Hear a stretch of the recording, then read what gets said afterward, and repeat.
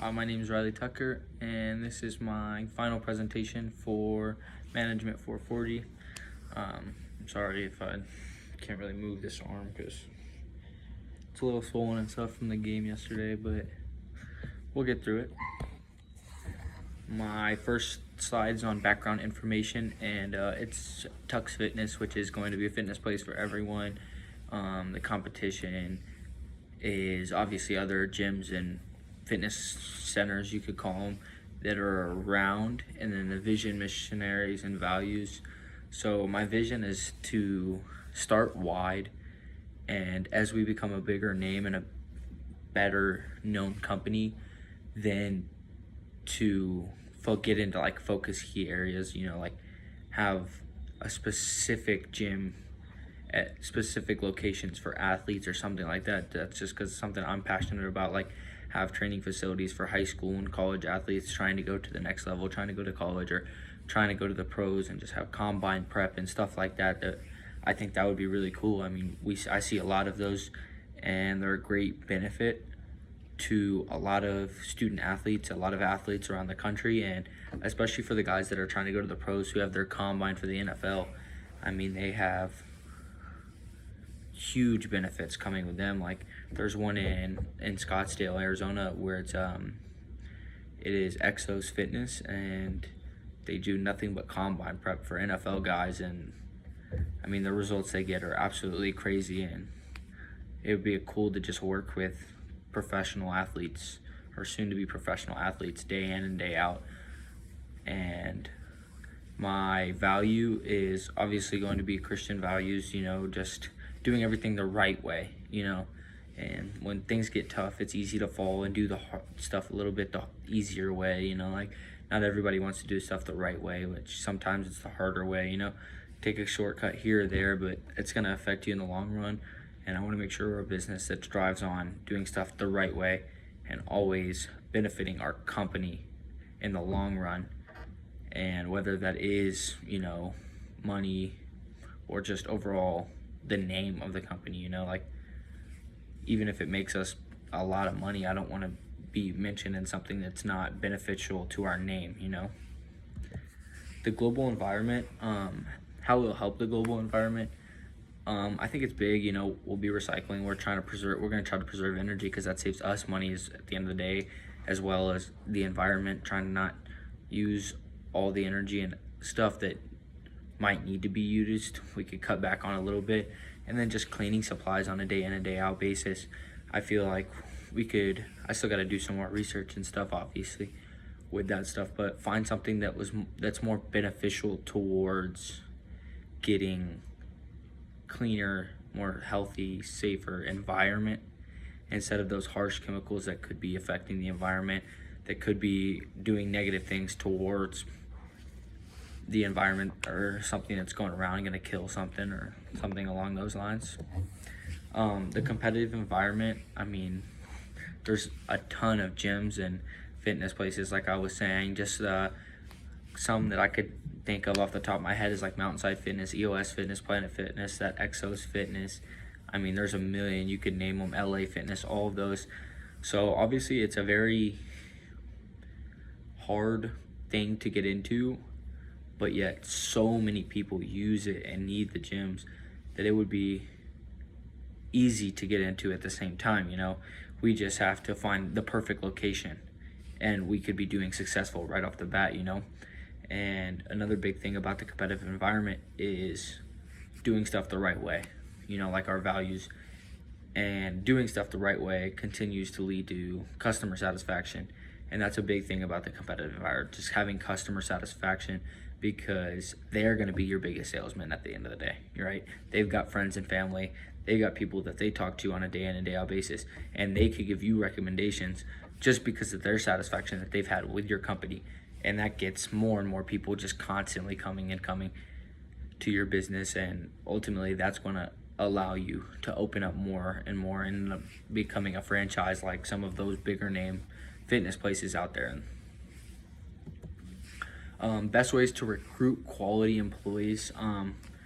Pretty much the basics now is online. I think we're going to open up a mobile app, And I feel like that would just be easier. It's through almost the same thing as through online. Just fill out the questionnaire, all the questions that are on there, and then in-person applications obviously is another easy thing to just give out to somebody and put a name to a face. So those things are always well, but just some things that we're looking for quality employees is obviously outgoing people that know a little about the fitness or sports background. Like it's easy to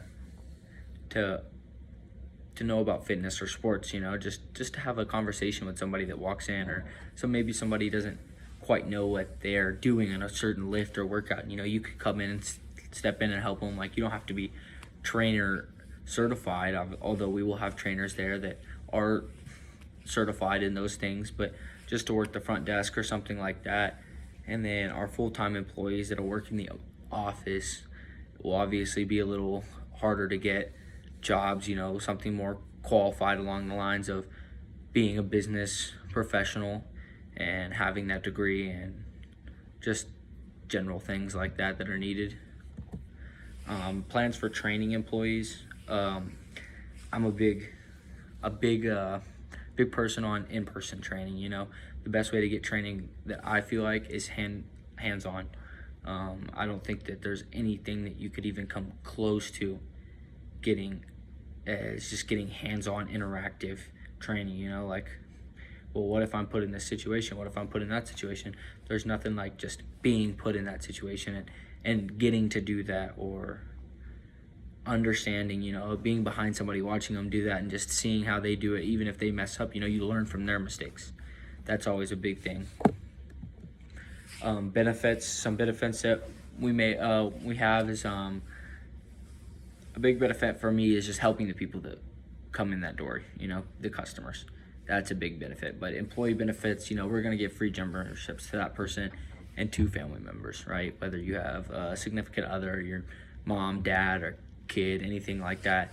So I think that's good to just make sure that they are also using it, because I understand if they don't want to work out in the place that they get, but I want them to be comfortable enough with the employee, or our customers have to work out there, so I want them to be able to work out there. I don't want them to be like, oh, I'd never work out here, like blah blah blah, I don't like it, my gym has to have this, blah blah blah. I want that to be a comfortable environment for them to work out in.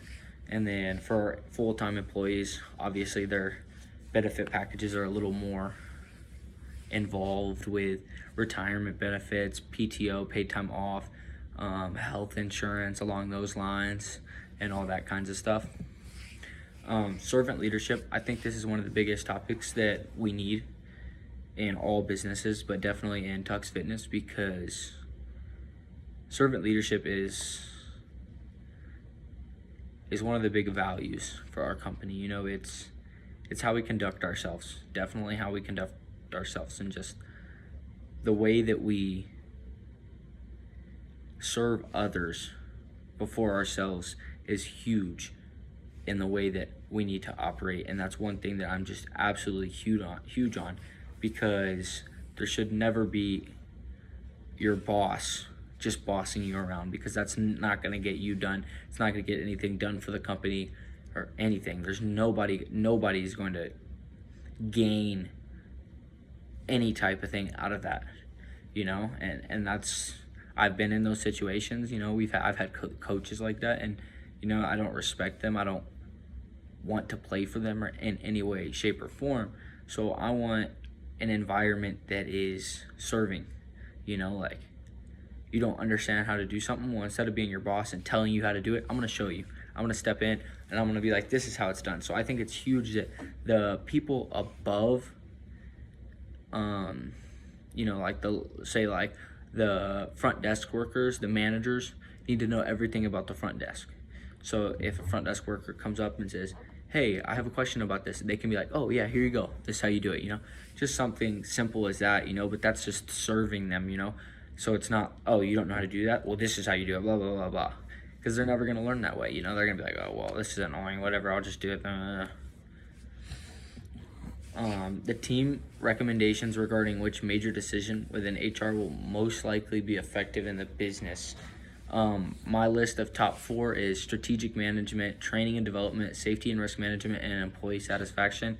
None of them in a specific order, honestly. Strategic management is obviously needed because it starts at the top. Everything's a trickle down effect. I think that's very important, and without anything at the top, you're not going to be, if you're 100% at the top, at the very bottom, you could be 15%, 20%. But if you're 50% at the top, you're going to be 0 at the bottom. So I think that's a very big factor in running a business and being a great leader, being a great business. Training and development, obviously, the classic cliche saying is you're only good as your weakest link, which it's true, and we have to train and develop everyone like we would anyone. Everyone's got to be their best. I want the best for all of the employees. I want them to be in their best situation that they could be in, everybody in the right role that they want to be in, that they fit well in, and everything. If you're not a great outgoing person, maybe you're in the back doing laundry, to yourself, But if you're a very outgoing person, I want you on the front line, talking to people, getting there, what I mean, putting smiles on face like that, Safety and risk management. Obviously, this is a huge part with being a gym, because the safety and risk in gym is just crazy big. There's a million safety and risk things that you could go in on. What if this, that. So we definitely are going to need a big team to handle that and just keep everything over top of that, and just make sure everything's safe and risk-free in that environment. We're going to come across some situations that might put some stress on them, but there's nothing too big that they can't handle. And then lastly, but not least, employee satisfaction, because if you not looking forward to coming in and having a great day at work and, wanting to come to work, then you're not doing it for the right reason, and you're not going to get anyone pleasure or anything like that out of it. You're really not doing anyone a favor, and you're just going to make your day worse, which is also going to make a customer that comes in days worse. So we have to make sure that they're happy and they are looking forward to coming into work, like a highlight of their day. They for the front, I go to the front desk a lot just because that's a lot of interaction and stuff. So for the front desk workers, maybe you're a part-time school student that's been in school all day, maybe haven't had the best day at school, and you come in, hello, well, now you just affected a customer's day, and next thing you know, we're losing business, so I want it to be something like, you had a bad day at school, but I get to go to work later, I get to talk to people like that, and I get to get paid for something that I enjoy. And for the people in the office, I mean, it starts with them. They have to be. We gotta get some people that are dedicated and love what they do, because that is just a driving force of passion for everyone in the business. Thank you.